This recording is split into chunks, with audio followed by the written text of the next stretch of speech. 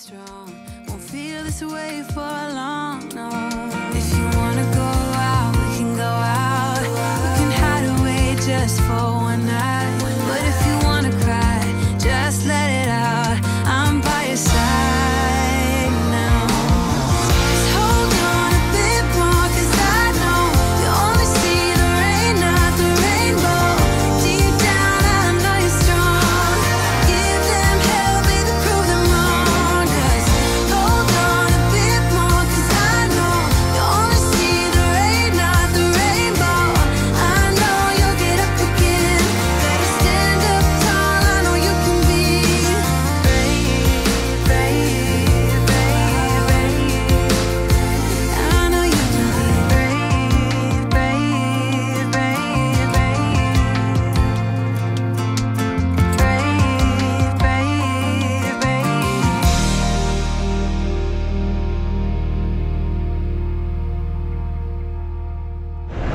Yo my man! Isang panibagong araw na naman para sa ating paglalakbay dito sa Nueva Vizcaya. Ngayon nga pala ay may pupuntahan tayo sa parting Bangbang na tinatawag nila na Salinas Salt Spring. Ngayon ay bisitahin natin yon para makita natin yung taglay niyang kagandahan. Kaya samahan niyo si Mamen sa gagawin natin ngayong araw. Let's go my man!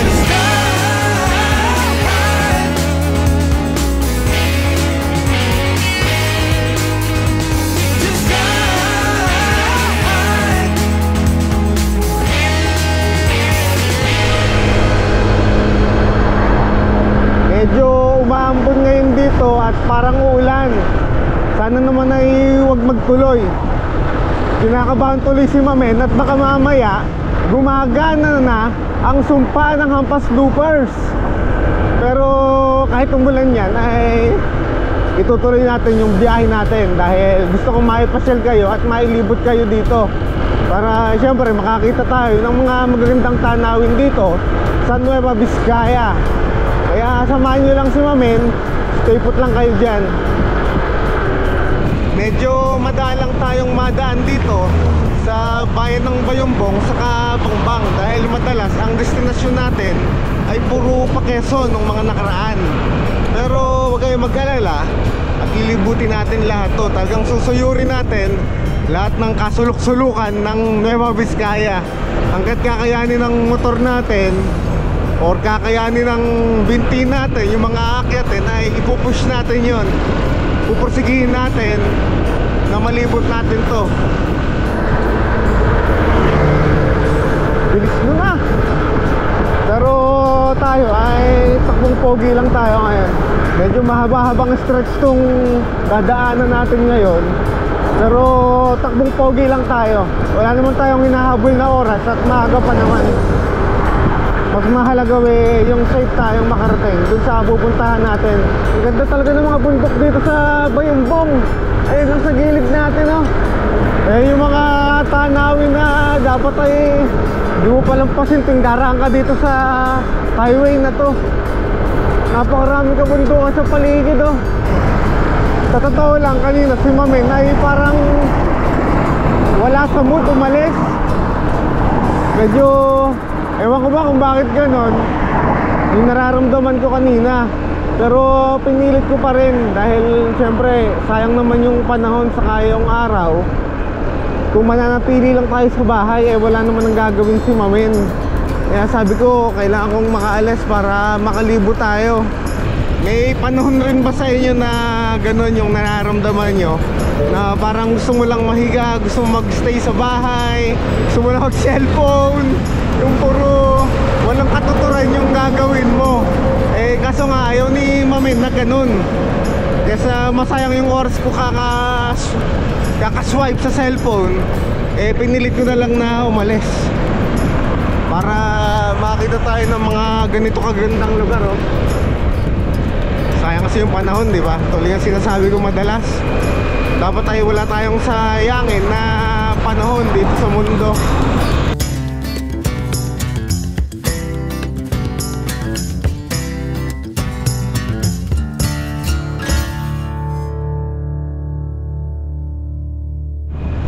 Ang ganda dito sa Bangbang mamen, buhay na buhay yung mga palayan nila dito at yung mga kabundukan nila. Napakasarap pagmasdan. Sana na-enjoy nyo dyan ha. Ayun o, napakaganda, di ba? Solid talaga yung mga tanawin na makikita mo dito sa Nueva Vizcaya mamen.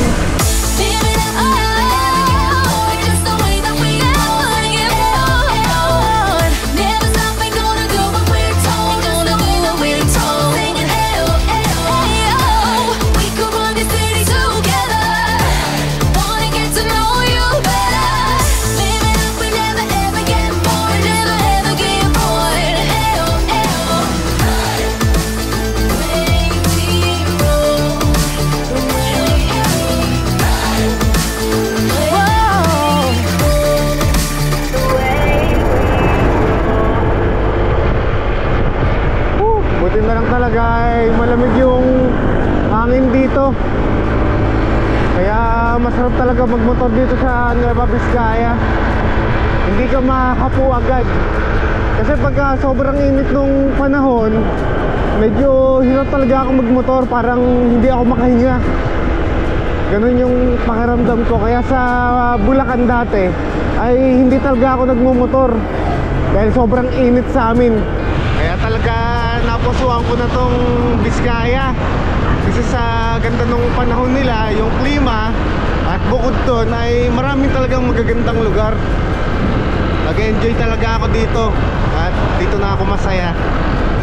Bali, sabi dito sa mapa ay may lilikuan tayo sa gawing kanan. Bali, ngayon ay nandito tayo sa pinakasentro ng Bambang. Nandito ata yung mga palengke nila at mga kung ano-anong mga mall, pati mga fast food nila ay nandito din. Ang hinahanap na lang natin ay yung lilikuan pakanan. Susunod talaga ay makakabisado ko na tong Nueva Vizcaya. Kakalibot-libot natin dito.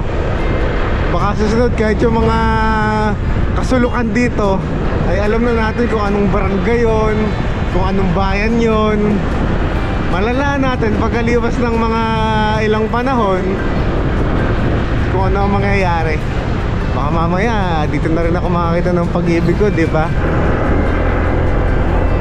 Ito pala yung tulay kanina sa malayo. Ganda talaga ng bundok ko. San Leonardo. Ay, sa wakas. Di ko alam kung bakit kulay brown yung mga bundok sa parting yon. Di ko alam kung kalbo ba siya o sadyang ganun lang ang itsura talaga ng bundok na yon. Napakaganda dito ngayon sa dinadaanan natin. Fresh na fresh yung hangin. Tingnan niyo yung spot dito ngayon, mamen.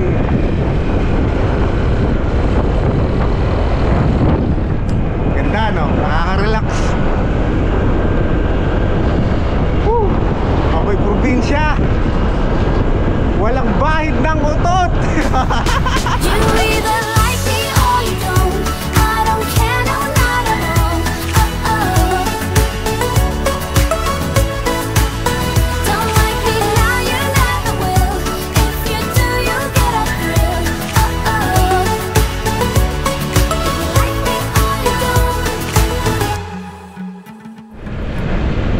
Nakaka-relax talaga yung ganitong lugar. Kung nakikita nyo sa paligid natin ngayon ay sobrang daming puno, oh. Ayun sa likod natin. Nakakagaan ng pakiramdam. Dahil kanina nga, di ba sabi ko sa inyo, medyo parang wala sa mood umalis si Mamin. Di ko alam kung bakit eh. Pero buti na lang ay umalis tayo ngayon. Nung nakakita ako ng mga magagandang tanawin, ay parang na-boost agad si Mamin. Parang naging okay agad yung pakiramdam ko. Talagang minsan kailangan mo lang labanan kung ano yung naiisip mo eh. Parang negatibo kasi yung naisip ko kanina. Parang ayoko umalis, gusto ko lang manatili dun sa higaan. Ngayon buti na lang at nalabanan natin. Ngayon eh nakakakita na tayo ng mga ganito kagandang lugar, di ba? Parang natural ata dito sa Bangbang yung mga kabundukan nila. na parang tuyo talaga yung mga damo-damo nila, oh. Tara, looban gaming tayo ngayon. Parang medyo pakit na tong dinadaanan natin. Anong barangay na ba to? Barangay Salinas. Nasa barangay Salinas na tayo. Parang familiar sa akin yung Salinas, ah. Di ko alam kung saang street o lugar ko nakita dati yon. Tara, let's go na.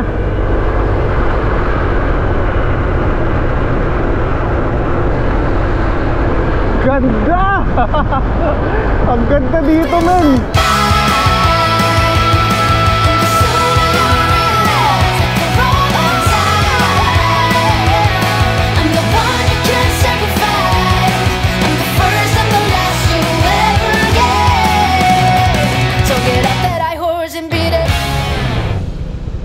Yan, may lilikuan tayo dito sa Camp Oliweg Landing Destination. Sana lang ay tama tong nililikuan natin. Pero bahala na. Kung maliligaw, di maliligaw. Eh, maganda naman yung mga nakikita natin dito sa Barangay Salinas.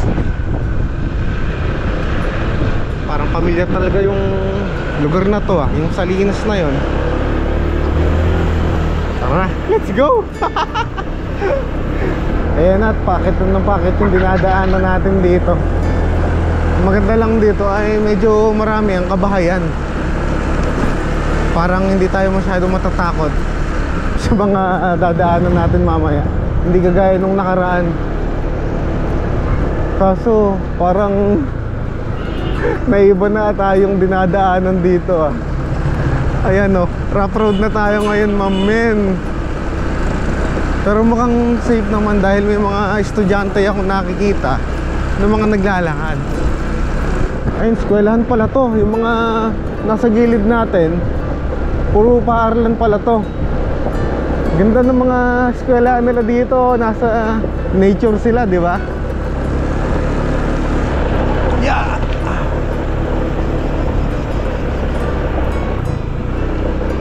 Chillin'. Ayan, nasa gilid na tayo ng bundok ngayon. Bakit na tayo ng paakyat? Ganda ng mga puno dito sa harap natin, mamen. Oy, papakita ko sa inyo. Diba? Napaka-awesome ng mga kapunuan dito. Dito sa Nueva Vizcaya, para talagang napupunta na ako sa iba't ibang bansa. Ganun yung pakiramdam ko. Kahit na nandito lang ako sa Pilipinas, nabubusog na yung yung mata ko sa dami kong nakikita dito na magagandang lugar. Yeah. Go Spike. Hindi naman pala siya ganun katarik. Basic na basic lang to. Wag lang to magna 95 degrees ba yun yung naka ganon. Ay mahirapan talaga sa Spike. At hindi na rin natin kakayanin pagka ganon. Pero yung mga ganito ay parang wala lang sa kanya.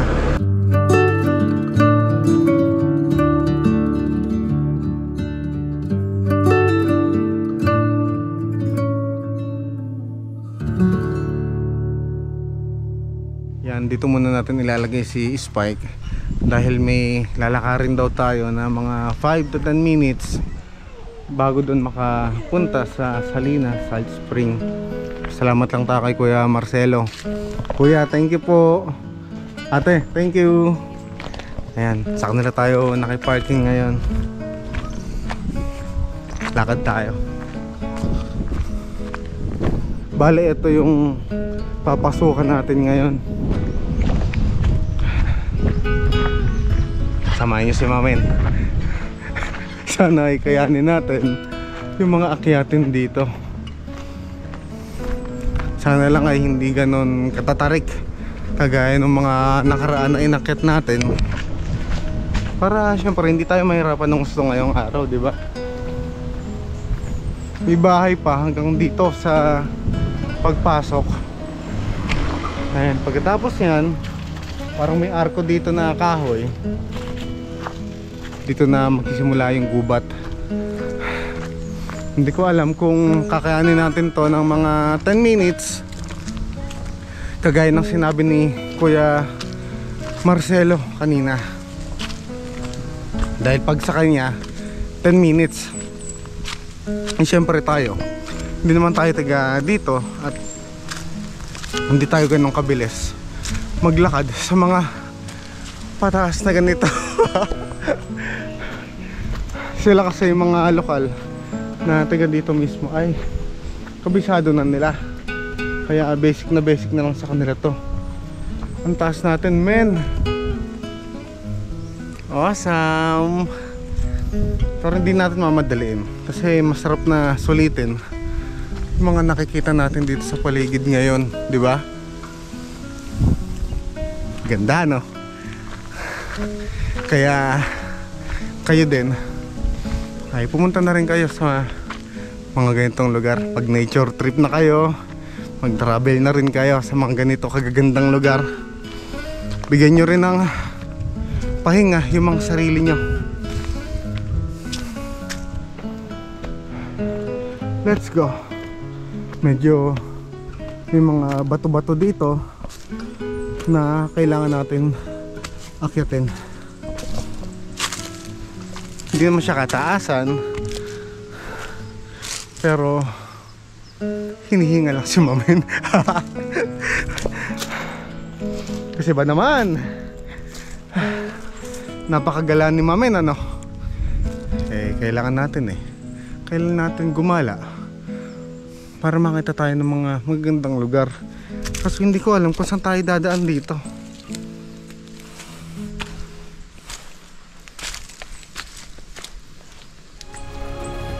Ito na ata yun.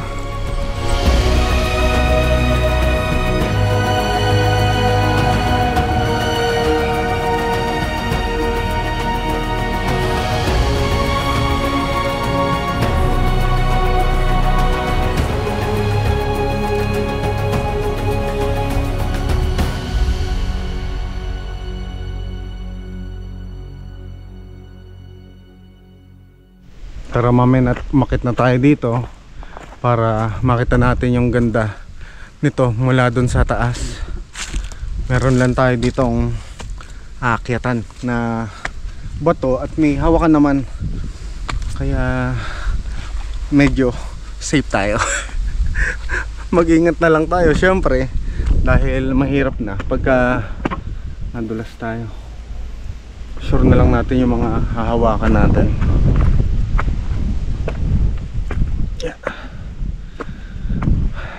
Konting akyatin lang naman.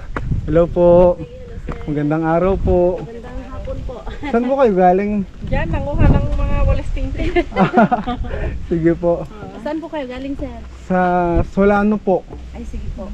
Okay. Nagbisita lang po ako dito. Okay, sige po. Kasi kami po yung isang ano dito, naglilinis bulod eh. Volunteer. Volunteer daw pala. Ay, Sila tito dito. hello. Hello po. Ano po kaya ang dahilan kung bakit daw po namatay po? Opo. Nung earthquake nung 1990, sir.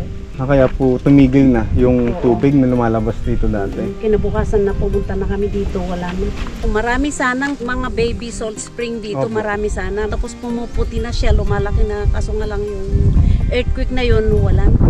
Pero kahit ganun, nagsusumikap kami na make up ulit ito para kasi maraming namamasyal dito, sir. Oo nga po. Kaya gusto namin na tuloy-tuloy na Mapaganda pa lalo. Oh. Kaya nga humihingi kami ng tulong sa mga DNR, ganun, sa government. Maganda pa naman siya, tita. Siguro Maganda, talagang oo. nasanay lang dati yung mga tao na may tubig, kulay puti siya. Opo, sir. Pero ngayon kung mapapansin nyo mga men, ay may taglay pa rin siyang kagandahan kasi mula dito sa taas ay tanong na tanong yung mga kabundukan dito sa Bambang po ito, ano po. Opo, sir. Kaya tulungan natin sila nanay makilala ulit itong lugar. Opo, sir, paki-promote po, sir. Oo, ayan. Tulungan natin sila. Dahil pag natulungan natin na mai-promote to, ay yung mga lokal na mga nakatira dito, ay kahit papaano magkakaroon sila ng pagkakakitahan na pwede silang kahit magtayo ng mga tindahan para magbenta sila dun sa mga tao na bibisita dito. At malaking tulong na rin yon para sa mga kapatid natin na Ilocano po ba kayo, tita? O Ifugao po? Kalangoya. Kalangoyay po. Ibang kami? lahi po yon. Opo. Igurot. Igorot po. Ayan, Igorot pala. Isang asosasyon po kami dito ng tibig, yung Timpul Tiba Balasang Idikalman. Marami na sa Solano yun. Ako po Tagalog po kasi ako, tita. Ay, oo. Mga asosasyon ng mga kababaihan sa tourism kami, sir. Opo. Dito kami nakafocus para bangon ulit ito. Opo. Sana matulungan natin sila, tita. Ano pangalan mo, tita? Vilma po. Ayan sila, Tita Vilma, na maibangon ulit natin yung ganda nitong Salinas Salt Spring. Dahil maganda naman ang intensyon nila, tita. At sana din po sa mayor o kung sino man dyan na barangay na sa tingin ko ay makakatulong dito, yung nasa gobyerno, ay tulungan po natin sila na maibangon ulit to. Kasi sayang ang kagandahan na taglay nitong lugar nyo. Ayun, tita. Opo. Thank you, tita, sa inyo. Thank you din. Medyo mabigat yung dala mo Hindi eh. naman. Magaan lang ba yan, tita? Magaan lang po. Sige, tita. Sige, Yan mo, thank you. gagawa natin ng paraan para makatulong ako. Opo, Ma-promote sir. natin tong lugar nyo, ha? Sige po, sir. Pasyal kayo ulit, sir. Sige po. Thank you po, Sige, tita. thank you. Ingat po kayo. Sir. Tingnan nyo, mababait talaga yung mga nakakausap natin dito sa Nueva Vizcaya. Entertain ka talaga nila kahit na hindi ka nila ganong kakilala. At ayun nga, sana matulungan natin na maibangon ulit yung lugar na to. Dahil napakaganda kasi talaga, men. Sayang kung magiging baliwala lang, 'di ba? Mabaliwala lang itong ganda ng lugar. Kasi dati naman siyang kilala talaga. Yun nga, kumupas na siguro yung kagandahan niya, kaya rin ganun. Pero kaya pa yan dahil maganda na may view dito.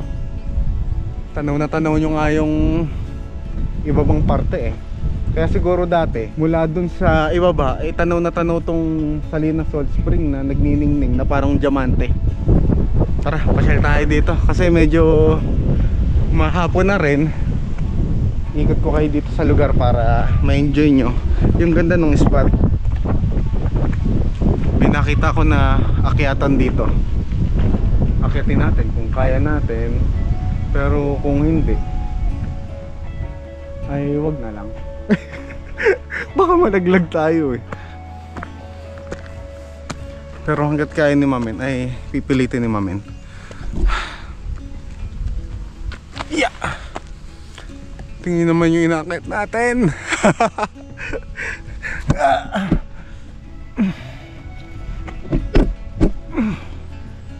Dahan-dahan.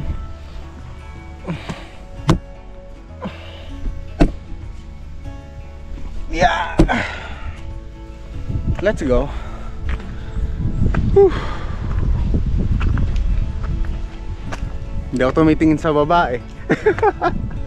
Nalulula ako.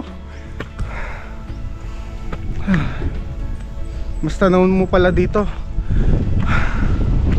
Ganda, Mamen. Awesome. Sana na-enjoy nyo. Ganda. Sulit ang pagod natin kanina at pagmumotor ng mainit. Diba?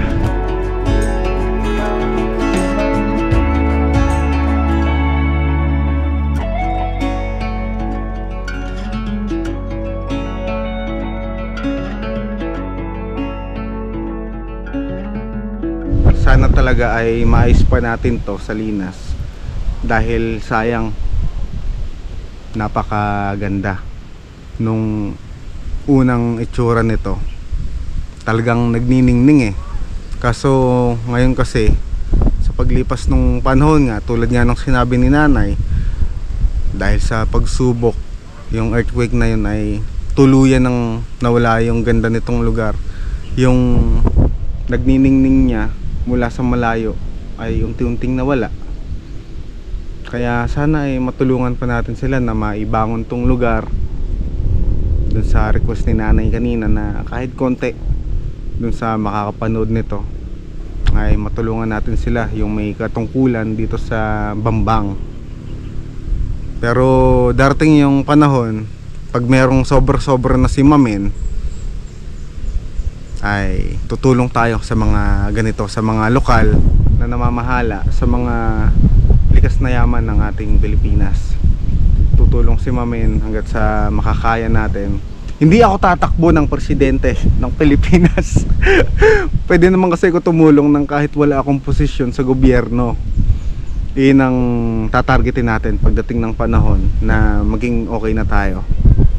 Tutulong tayo sa mga nangangalaga ng kalikasan para mas lalo natin mapagyaman yung mga ganito kagandang lugar at mabigyan pa natin ng pagkakataon na ayusin yung mga nasirang ganito, kagaya nitong Salinas, 'di ba? Nasira to dati. Pero pwede pa ulit siyang ayusin kung gugustuhin lang natin. Engines on